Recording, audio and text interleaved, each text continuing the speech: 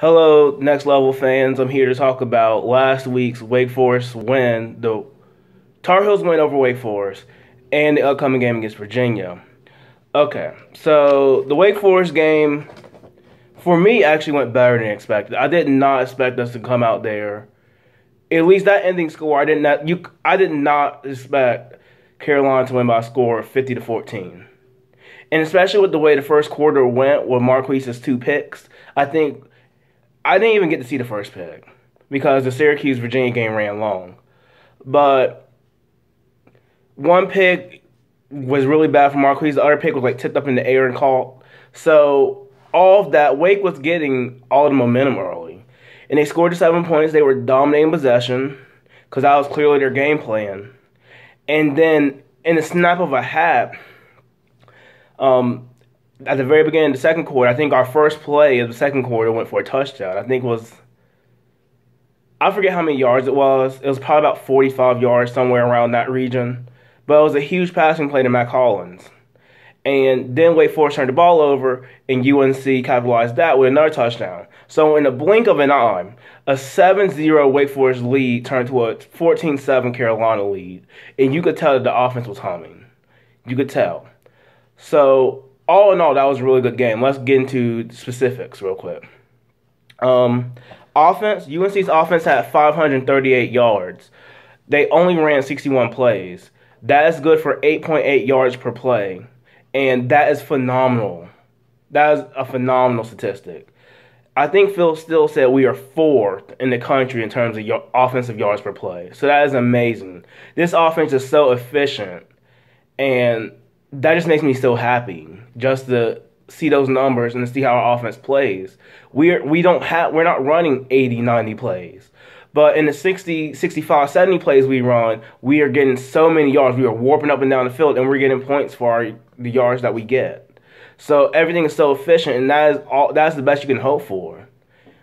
That is just great. The O-line has been great. Marquise overcame his early turnovers. Marquise's stats, he was 14 for 20, 282 yards, 3 touchdowns. That was him passing. I don't have his rushing stats next to me. But Marquise really overcame those early 2 turnovers and played extremely well. It was really a triple threat in terms of our offense because the other running threat was Elijah Hood. Elijah Hood only had 8 carries, but those 8 carries were good for 101 yards and 1 touchdown. That is 12.6 yards per carry. So Elijah Hood was eating out there. And then Matt Collins, as I mentioned earlier, he only had 3 receptions, but those 3 receptions went for 3 touchdowns, 103 yards. So we were humming. And I guess Wake Forest's game plan defensively, I don't know what the game plan defensively was. I think they were trying to stop Marquise. I think they were keying in on Marquise. And really keying in on Marquise really opened up passing lanes down the field, as well as opened up the running game. Because we knew coming in that Wake Forest likes to blitz. So we used that against them. That's why Matt Collins was wide open on that one play. Because one of the stages came rushing up towards the line of scrimmage. So when Matt Collins ran the post, there was nobody there to help that cornerback. So the offense was amazing. Let's talk about defense. Wake Forest had 310 yards. I think they ran 75 plays, which is only good for about 4 yards per play, which by UNC defense standards is amazing.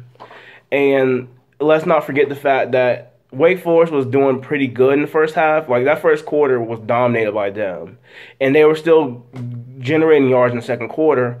At halftime, they had 250 yards. But after halftime, they only had 60 yards. So our defense, I don't know what they're doing. Gene Chizik is telling us that they're not really making big adjustments or anything. They're just pretty much reinforcing the game plan.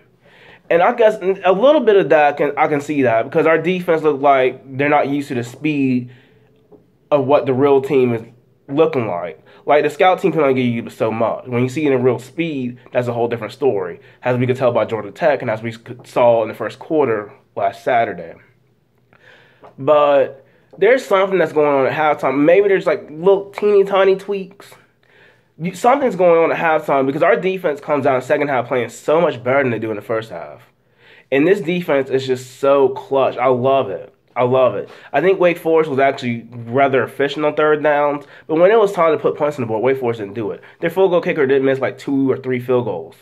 So that didn't help. But at the end of the day, we were scoring touchdowns. We had 50 points. And if it wasn't for that ref mess, let's get into that. The ref incompetence in the third quarter. The third quarter was such a mess. I could not figure out what happened. It all started when Wake Forest was forced. They had 3 and outs, so they were forced to punt. Okay, first we get called for delay of game on defense, which I haven't seen before, but that is the play. It clearly happened, and lo and behold, the Carolina Panthers would do the exact same thing, defensive delay of game on a punt because of non-football moves.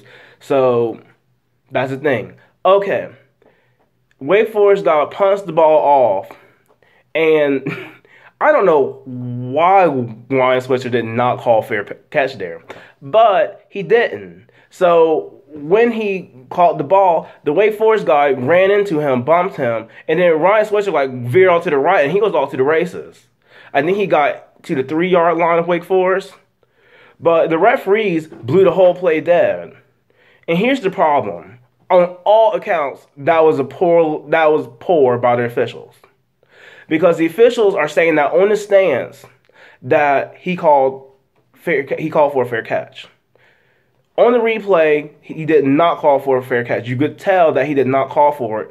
Some people said he was hinting for a fake. Even the rest fell for a fake, which is embarrassing. So that's not a good look. On top of that, let's say he did call fair catch.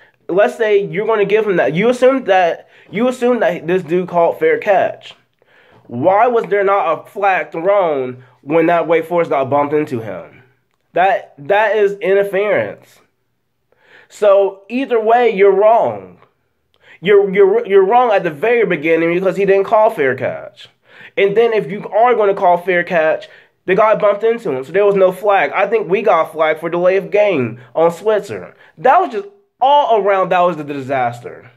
And as a Carolina fan, I was really pissed off. I was really sitting here, and we've seen bad calls before, but that was unbelievable. I've never seen incompetent quite like that. That was just not a good moment for the referees. And there are Carolina fans legitimately thinking that the crew should be fired. I'm thinking they should be either reprimanded or suspended. Something, because let's say that game was not, was it 29-14? That game is still in flux. But let's say that the score is 14-7 Wake Forest, and you call that. You think those referees don't get punished? I don't believe that. So that was just complete disaster. And the third quarter just really went to the left at that point. But let me give the Tar Heels kudos on both sides of the ball for getting past that circus and continuing to score some points and play decent defense. So good for them. Those referees, look, I'm happy we won 50-14, but you got to have, the referees have to be competent. And that moment just screamed of incompetence. That was so embarrassing. That may be a new low for me watching officiating. But we got a win, so let's move on. Okay. The Wake Forest, what happened after the game was Switzer, there was a tweet from Switzer, and he had a picture, he drew on a board, nothing unclear, UNC on all caps, about 50-14. And that was in relation to a tweet that a Wake Forest coach tweeted out back in February. In February, I think, in relation to some kind of athlete graduating, I guess, yeah, he said, it's nice to know that you can graduate in North Carolina with a degree at an institution that is not unclear about the definition of student athlete.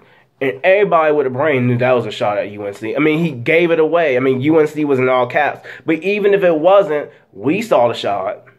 So that probably was bulletin board material. And like Switzer said, were they thinking about that every play that they were playing Wake Forest? But, they probably had their energy levels sky high because their academic level, the integrity, academic integrity of their Carolina family, our Carolina family, has been absolutely challenged.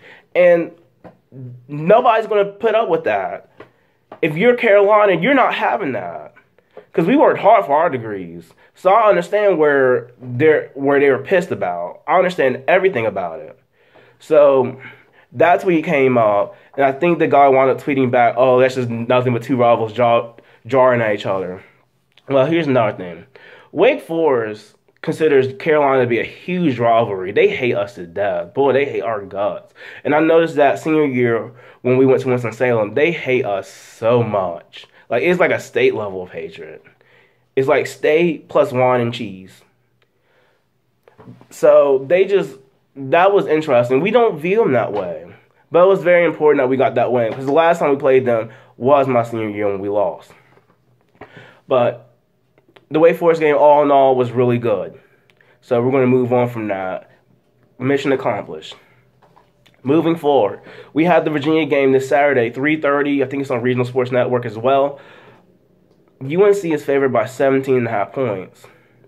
And I find that to be a big spread. But they were favored by 17 points last week against Wake Forest, and they covered that rather easily. So Vegas has confidence in UNC. That's at least what it seems like, especially based on the way the teams are playing. Virginia has played a much tougher schedule than we have. They played UCLA. They played a Boise State team that was ranked at some point. They played I forget, but they played some ranked opponents, and they've gotten drugged. And then when they played opponents that should be a good game, they didn't play it as well. Because the William and Mary game, they only won by 6. Their best result was probably last week when they beat Syracuse on triple overtime to defeat them in Virginia's homecoming. Now, everybody knows when you come off with a big result like that, there's a potential for a letdown. So they have that going for them. I also think Vegas has no confidence in their offense. The offense is very balanced for Virginia. I saw passing stats that seem to average somewhere in the 190, 200 range per game. And rushing, they're good to at least pass the century mark, probably get 130 yards maybe. So it's balanced. Their problem is they turn it over. They haven't had one game where they haven't turned it over. So that's their biggest problem. And yeah, jury's out on that offense. I think that's why we're favored by 17.5. Because our offense gets going, and based on what we've seen from our offense, that shouldn't stop. If our offense puts points on the board, Virginia's not going to keep up. So that's probably your 17.5 point spread. But this should be a good game. It is a good opportunity for Carolina to go 3-0 in the ACC Coastal. And this is a huge game for us, because we got to hold down the fort in Keenan Stadium. We got to take care of business at home. So I'm feeling good. Hopefully this game is really good and Carolina really comes out, has a good showing. As far as the polling goes, the latest AP poll has Duke 23, Pittsburgh 25, and then you have Clemson and Florida State further up the poll. That's interesting to me. And I'm fine with Carolina. I think Carolina is receiving votes, maybe 3rd or 4th on the list of receiving votes. As long as Carolina wins, we'll be fine. The polling will sort itself out. This offense is good. Our schedule is not the best in the world, but we're taking care of business. And we're looking pretty good doing it. At least our scores are looking pretty good doing it. Like, even despite the fact that we can improve from our games, we still have scores like last Saturday, 50-14. Or Delaware, 41-14. We put it all together, we can be dangerous. And let's really try to make a strong push for this ACC Coastal division. So we'll see how everything goes. Like I said before, this game, Saturday, we're playing Virginia at 3:30. It will be broadcast on Regional Sports Network, so check your local listings. Go Hills. This is Jonathan Atkinson signing off on The Next Level.